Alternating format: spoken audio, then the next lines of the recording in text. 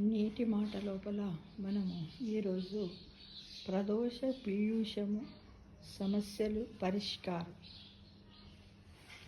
సంకల్ప శక్తిని అభివృద్ధి చేసుకునేది ఎలా అనేది మనం ఈరోజు తెలుసుకుందాం. ఏంటంటే ముందు సులభమైన అభ్యాసాలతో ప్రారంభించాలి. వారానికి ఒకసారి ఒక పూట భోజనం మానండి. క్రమముగా రెండవ పూట భోజనానికి బదులు వేరే ఏదైనా ఆహారంగా తీసుకోండి. ఆ పైన దాన్ని కూడా మానేయండి. వారానికి ఒకసారి ఒక పూట మౌనంగా గడపండి. అంటే కనీసం ఒక హాఫ్ డేనన్నా. అనవసరపు ఆలోచనలు అంటే మీతో మీరే మనస్సులో మాట్లాడుకోవడం మానండి. నిద్రతో పొద్దుపుచ్చవద్దు. అది మౌనము కాదు.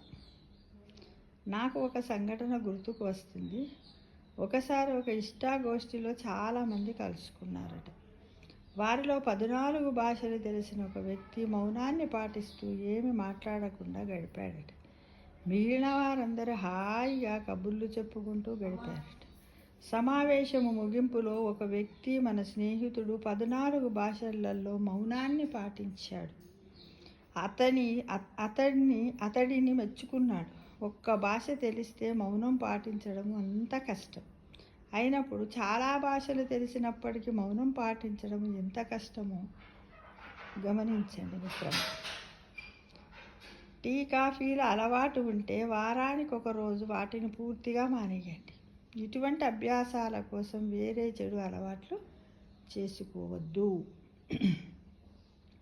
ఉదాహరణకి మౌనవ్రతము కోసమో ఉపవాసం కోసమో సినిమా టీవీ చూడడం ఎంత మాత్రము మంచి పని కాదు. ఈ విషయాలలో మీ శ్రేయోభిలాషులైన స్నేహితుల సాయం తీసుకోవచ్చు. వారి సహాయం ఎంతగానో సహాయపడగలరు. కానీ అందరు స్నేహితులు కారు సుమ. కొందరు నిజానికి మీ మంచి ఉద్దేశాలను పాడు చేసే వాళ్ళు కూడా ఉంటారు. కాబట్టి తస్మాత్ జాగ్రత్త. అన్నింటికి మించి మీరు చేయబోయే అభ్యాసాల గురించి ఆతృతతో ఎదురు చూడండి. ముందు రోజు నుంచే మీ మనస్సును రెడీ చేసుకోండి. అప్పుడు మీ మనస్సును అదుపు చేయడం సులభమవుతుంది. వ్రతాన్ని విజయవంతంగా పూర్తి చేస్తే మీకు మీరే ఏదో ఒక మంచి మిఠాయిని బహుమతిగా ఇచ్చుకోండి. మిఠాయి కాకుండా ఏదన్నా ఒక గిఫ్ట్, మనమే సెల్ఫ్ గిఫ్ట్ అన్నమాట. నేను పరిహాసము చేయడం లేదు అని అనుకోండి. అది తప్పక పనిచేస్తుంది. మన మనస్సు ఒక చిన్న పిల్లవాడి లాంటిది లేదా కోతి లాంటిది. మన మనస్సు ఇక్కడ ఉంటాం మనం, అన్ని లోకాలు తిరిగి వచ్చినట్టుగా వెళ్ళిపోతూనే ఉంటుంది కదా. బాడీ ప్రజెంట్, మైండ్ ఆబ్సెంట్ అని మనం చదువుకునే రోజుల్లో కూడా చాలా అందరూ ఒరే ఏంద్రా క్లాసులో కూర్చున్నావు కానీ ఎటో చూస్తున్నావు, ఏంద్రా నేను ఇప్పుడు ఏం చెప్పిరా మళ్ళీ చెప్పని అడిగేవారు.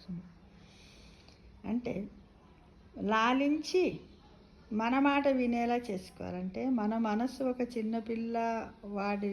చిన్నపిల్లవాడి లాంటి మనస్తత్వం. కాబట్టి చిన్నపిల్లలు మారం చేస్తే మనం ఎలా చేస్తాం, బుజ్జగిస్తాం, అంతా అలా లాలిస్తాం. కాబట్టి అలా చేసుకోవాలి. అవసరం అనుకుంటే లాలి పాటలు కూడా పాడాలి.